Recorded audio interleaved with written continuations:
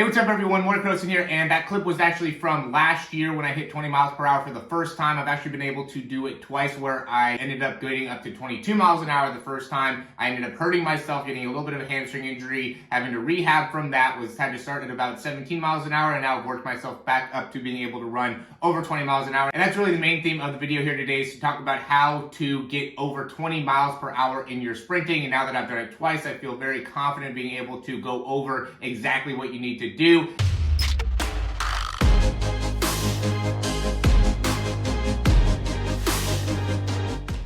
First two things here are going to be a little bit bland, but then the second three I think will really be the most important, not to take any importance away from all five of them. They're all super important in order to actually make it happen. The first thing that you have to do in order to run 20 miles per hour is you have to believe that you can get faster. I know that that sounds very easy, but it is something that I think a lot of people have to get through within their own belief system, is that you can get faster and that you can get that much faster, up to 20 miles per hour. And then you got to just be dedicated and consistent with it. There's a lot of guys also that reach out to me, they want to get faster, they want to get better, blah, blah, blah, but then just don't put in the consistent work. Me personally, I work out at least 6 times a week, getting up into maybe 10 times a week. I sprint at least 2 to 4 times per week in order to really gain the speed necessary to, consistently grow. And then I also am constantly working on my strength, power development, things like that. So dedication, consistency, belief, that's number one. Number two is just going to be sprint more often. I think being able to really challenge yourself to get into your top speeds is something that, when you really want to make a big difference, a big change,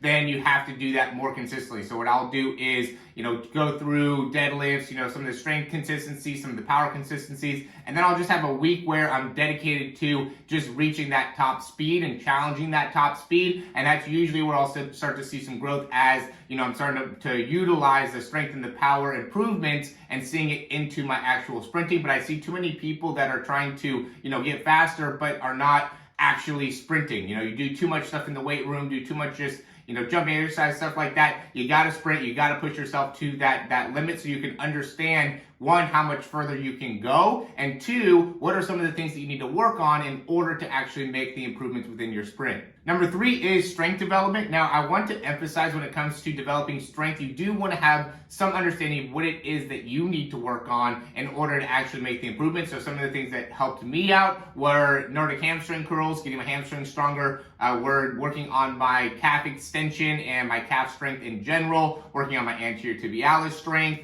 my core strength, being able to improve my deadlifts, improve my posture, and also improve my shoulder extension. So I'd really work a lot on shoulder extension specifically and posture specifically, which really helped me out in staying a little more upright. Obviously deadlifts and the Nordic hamstring curls really helped out with my hip extension. And I really think anybody can get better with that. But, again, everybody's going to have different things that they need to be able to focus on. Some people might be more hip flexors. Some people might be more, quads and squats and building that up. Everybody's going to have something that's going to be specific to them. I would really just emphasize that, one, you have to be able to develop your strength, and two, you want to make it so it's specific to your running style to make it so you can have the best correlation from what you're doing within the weight room to how you're sprinting. Number 4 is going to be power development. Now, an important thing to understand with power development is that you can actually get faster. They did a study on this where you do broad jumps, right? More of a horizontal jumping pattern in comparison to a vertical jumping pattern where you're jumping onto a box and things like that. Not to say that I don't do jumps onto the box, because I do that as well, but just put an emphasis on doing broad jumps when it comes to power development, just the consistency of it. You want to be, make sure that you're the most fresh when you're doing the broad jumps.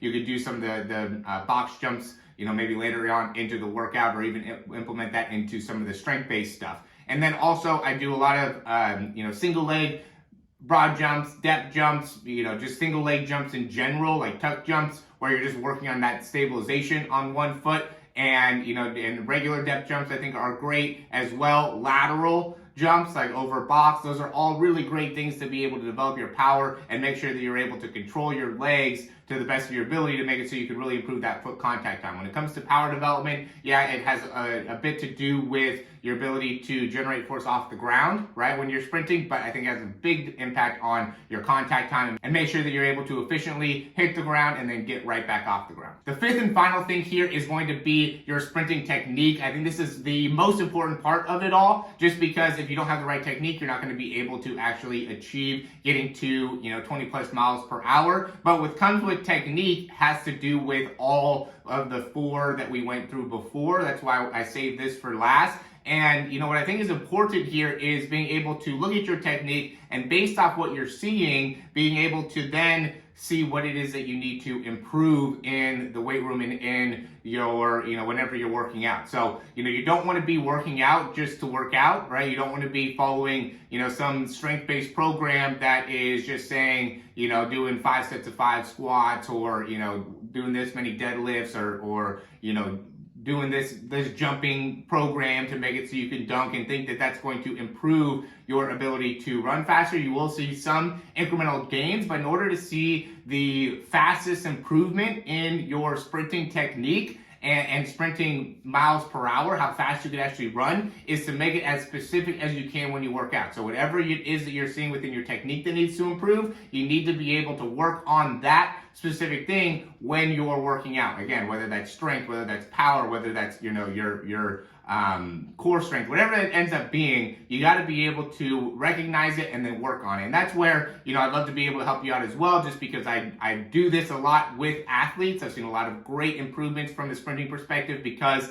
I really take that seriously of looking at somebody sprinting and being able to really recognize exactly what's going on in their sprinting form and sprinting technique and where they have weaknesses that they need to be able to work on in order to improve. So as always, guys, thanks for watching the video here. Those are 5 ways to be able to get yourself to run over 20 miles per hour. I don't think any of it is super complex, but I do think it is very important to isolate exactly what it is you need to do and then just take consistent action towards it, and that'll make it so you can actually accomplish this. And the big thing is change your belief. You can do it. You can make it happen. You just got to commit to it and, commit to it within a certain time period. And I think that if you do that, you'll be able to, make a change within 8 weeks at the most. You'll be able to see some huge improvements within your sprinting as long as you follow these 5 parts of improving your speed. So thanks for watching. We'll talk to you soon.